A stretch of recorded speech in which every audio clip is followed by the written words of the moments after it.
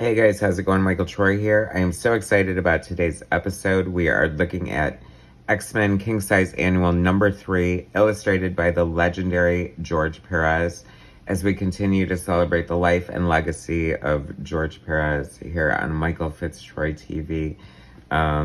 So subscribe to my channel if you have not already. Please hit that like button and let's get right into it. This is really special for me because I was aware of the existence of this, but I've never owned it. I admittedly got it on eBay and a couple weeks ago. I can't believe I've never tracked it down before. I'm the biggest Perez fan. I love the X-Men. This is such a great period.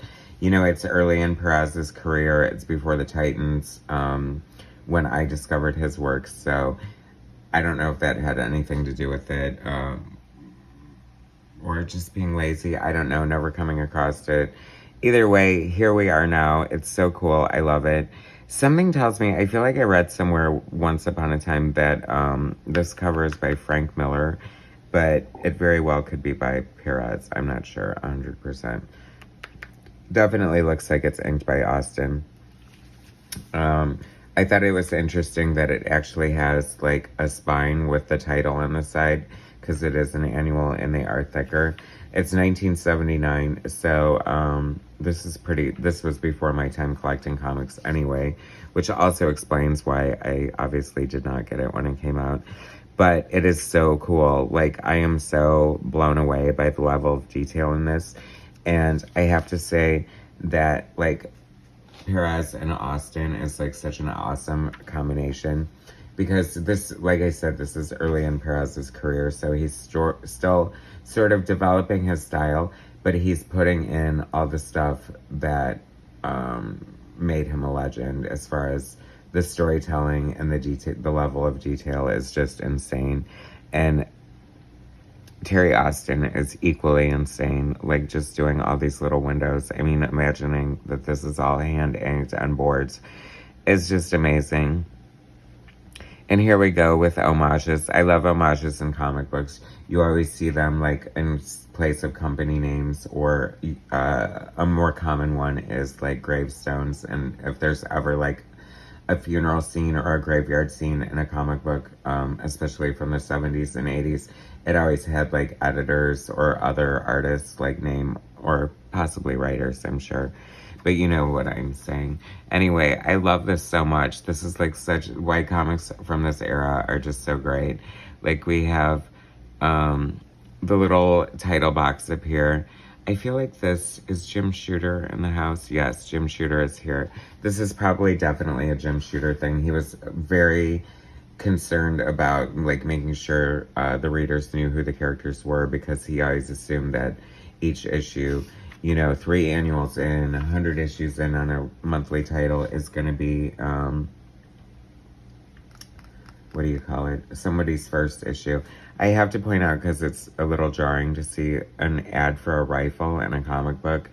Although I guess, is this an air gun? Oh, it's an air gun. Either way, it's kind of weird. You know, given the way society has played out in certain events, I'm sure you would never see an ad for any kind of gun in a comic book these days. So, Chris Claremont, writer, George PÉREZ, and Terry Austin, artists. I mean, and I love that they're credited as artists, which suggests to me that PÉREZ might have done like just breakdowns for this, and breakdowns are looser pencils. But someone like PÉREZ and John Byrne, their breakdowns are almost as tight as somebody's regular pencils. That just means, and I'm just speculating here. I mean, he very well could have done full pencils. And maybe it's just giving props to Terry Austin as a co-artist, because he deserves it so much. And I think I fully realized that looking at the X-Men artist edition by Byrne and Austin, is that I'm just as much of a Terry Austin fan as I am a John Byrne fan, or a George PÉREZ fan, or an Art Adams fan, because he always brings so much to the table as an inker. And like, I'm totally in awe of all this. I love this. This is like, you know, I just love early George PÉREZ. Like, there's so much fire in his work, and so much excitement and so much potential and just so much, like, he is just putting 100,000,000% into it. I mean, the level of detail in this background, like the buildings, this is what I love, is, and I hate to see in modern comic books that rely heavily on, I don't know, maybe tracing or reference, or I love the made up buildings of like the New York cityscape, especially by like John Byrne and George PÉREZ and, you know, artists of this time. It was just always so much fun. And, you know, PÉREZ is like paying his dues all over the place, but like on really high profile books. I mean, an Uncanny X-Men annual, which is interesting because a lot of great artists, sole contributions to the X-Men mythos / canon, whatever, were annuals in a way. If you think of the likes of like Art Adams, mainly, I guess. Maybe a little Alan Davis, although no, that can't be said about Alan Davis because I forgot about his lengthy run on the book, despite the few, what do you call it, fill-ins. Hubba Bubba. Oh my god, Bubblegum was like Bubblicious Hubba Bubba. It was such a big thing for some reason. People don't really give a crap about bubblegum anymore, do they? Oh my god, so good. I love this. I mean, come on. The classic X-Men here. And it's so interesting, too, because, like I said, with the influence and the style of Terry Austin, I mean, how much does that look like a Byrne and PÉREZ, or I mean, a Byrne and Austin sort of banshee there? So good. I love the way PÉREZ draws metals, and Terry Austin's such a great inker, and I love this so much. Like, the level of detail in every single page, like, it is unrelenting. It is so good, and it is just like, I mean, I think maybe slightly, just because he is a younger artist, it might be a little overkill at sometimes, but you just don't give a crap because your eyes are just like drinking in every single centimeter of the page. I mean, what a gorgeous storm. I love that. I mean, of course, like, no surprise that George PÉREZ draws a beautiful storm. I love this this Twinkies ad. These are so the best. I mean, these really were great. I love that they just full on had, like, you know, obviously like real comic book artists and stuff do the ads for these. And, you know, you're reading a comic book. It's genius to do an ad that has a comic book. I'm going to read that page.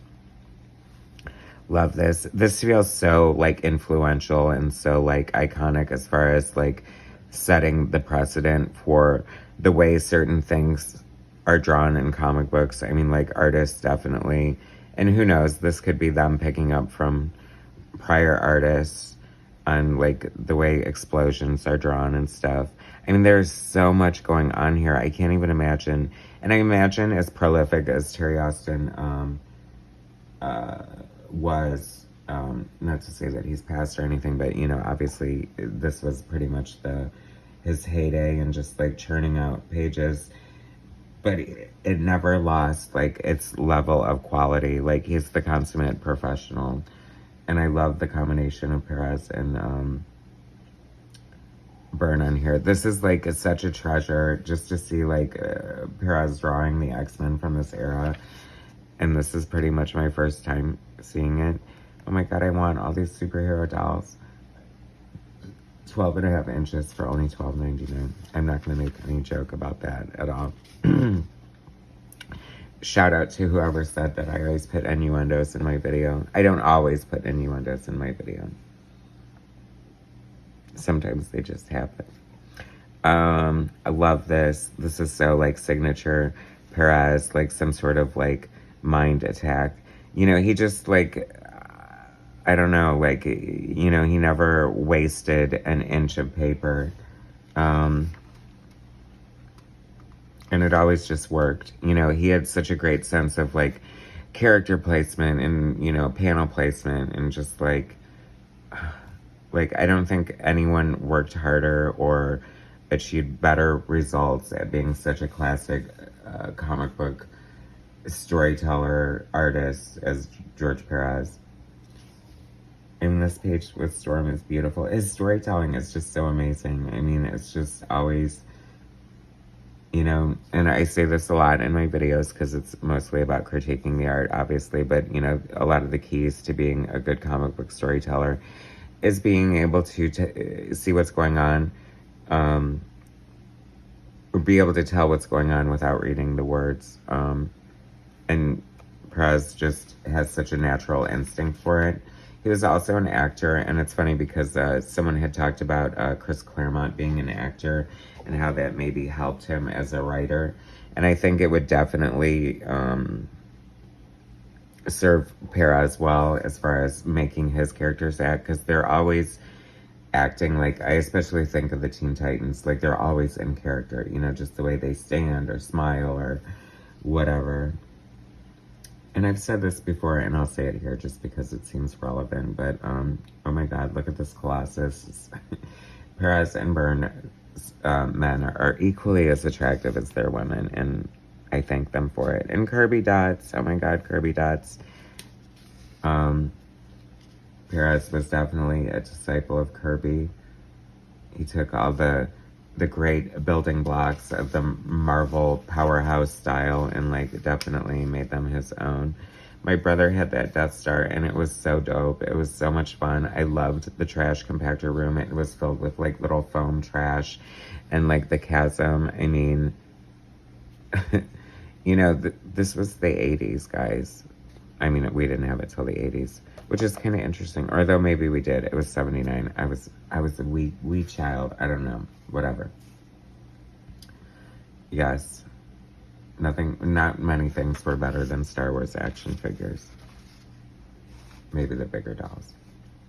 I had a big Darth Vader, a big Princess Leia. I always wanted a big R2-D2. Why did that never happen? Maybe my parents got divorced before I finished the collection. I don't know. Anyway, I mean, come on, we're like 22 pages in, and he's like drawing like every vein on every leaf, and like Terry Austin is just right there behind him. It's fun because this is reminding me of the trees in the first issue of the Baxter series of New Teen Titans, and then we get that panel where Cyborg hits Starfire with 1,000 decibels of white light, and that's very reminiscent of that. Oh my God, it's like kind of a Matrix Mandela effect thing happening here, like parallel issues. I mean, he would never consciously revisit that, but it's very interesting to see a good, like, 6 years later, he's still sort of using tropes or signatures or just little things that you would identify Perez with, you know, just because I love and annualize comic book art so much and just have always had my favorites and everything. You know, it's like, I feel like I can just look at like something and know that that's kind of Perez Lightning or something. Do you know what I'm saying? I know fans just like me know exactly what I'm talking about. And that's why we love the artists that we love, you know what I mean? There's just something fun and exciting about that. Just like you love the way they draw something, and so when they give it to you, it's a little bit of a thrill. Let's say how great this lettering is too. I'm sure this was Tom Orzechowski, right? Of course. The best letterer ever. I mean, that's so good. Like hand lettering. I just love the effects. I love the hallmarks of comic books, the things that made comics unique and special that a lot of have been phased out. Like, you don't see as many sound effects. You don't see thought balloons. You don't even see captions that much anymore. I think they're going for a more cinematic view, angle, way of, you know, storytelling. And I've said it before and I say it again, you know, it's okay to like look cinematic and have great grandiose panels and stuff. I welcome that 100%. Give me Jeff Darrow or Mobius or, you know, Sienkiewicz when it comes to a great landscape, but I want the things that make comics special too and unique. So it's so funny because I always thought it was funny, and I don't know if they did it more for editorial purposes. I feel like someone like my friend Matt Haas, if he's watching, would know the answer to this, or break his back trying to figure out the answer. But Continued after second following page. I always thought that is so insulting to the reader. It's like, am I going to turn the page and go, well, it's over. That's it. Thank God there's this to tell me that the story didn't just suddenly end. Or was that more for a production level, like saying like, okay, we need to put, you know, the house ad here and the NPC wheels ad here. I don't know. Anyway. I mean, whoa, look at this freaking splash page. So epic. There's nothing Perez can't draw. I mean, he could have just, like, drawn this and been like, you know what? I kind of did everything I need to do and just, I drew the X-Men. Austin inked it. It's amazing. But no, this is just, like, a sliver. Just, like, holy crap. Like, that is so epic. What a great Wolverine. You know, I was thinking, wouldn't it have been, like, epic in a way? And maybe in a parallel universe it did happen, but like when Byrne left, the X-Men of Perez had taken over. Oh my God, did you all just get the chills? Like, could you imagine? And then despite him, Byrne took over the Teen Titans and ruined it. I'm just kidding. I would totally welcome a Byrne Teen Titans. And the times that he did do them during his Superman revamp tenure, it was always welcome. I mean, come on, that Action Comics issue. Not in love with the colors on this. This is so gorgeous. I kind of would love to see this cue my friend Philip, who always gives me my digital upgrade, to see how gorgeous the art can actually look. Is this Glynis coloring? It is Glynis. I mean, I don't know. Storm looks gorgeous either way. I always love... It's funny because X-Men annuals seem like the perfect vehicle. You know, we get like Asgardian Storm. We get like whatever universe this is, Storm. And just different fun versions of the characters. The X-Babies, dare I say. Don't hate on the X-Babies, y'all. Not that I ever need them to return, but you know what I'm saying. Oh my God, what a time capsule. Farrah Fawcett, Scott Baio. Sorry. Susan Anton. James McNichol tattoo. I mean, who didn't want a Hervé Villechaize from Fantasy Island poster? Notice it wasn't the door size. And that's all I'll say on that one. Oh my God, like so epic. That is so cool. Is Peter giving Storm a fastball special, or is there a different name for what's going on here?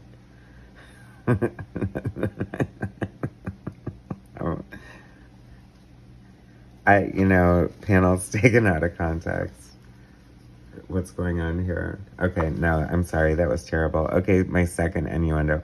Now, the same person, and I'm sorry I forgot your name, but chime in, said that, my show, this great high production show here, is this close to being a drinking game. And I welcome that 100% if I became a drinking game. Like if you drank every time I did an innuendo. Like if you were drunk by the end of the episode, I would have to probably be canceled because that would be too much. But so epic there. Crisis on Infinite Earths. I'm just like, oh my gosh. And this also from New Teen Titans Baxter, #1, where Raven is like in Azareth on the thing, and like you see all those soul faces or whatever. Oh my, soul faces. I say, like, there's so many gems in here. Why am I struggling for subscribers and views? This is like the hidden comedy gold gem right under your nose, and great comic book art on top of it. This is so freaking beautiful, you guys.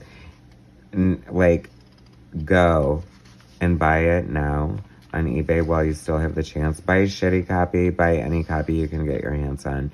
If you do not have this, it is so necessary. The X-Men annuals from this era are just like beyond. So good. Anyway, thanks for watching, guys. Subscribe to my channel, hit like, share my content, and I'll bring you more soon.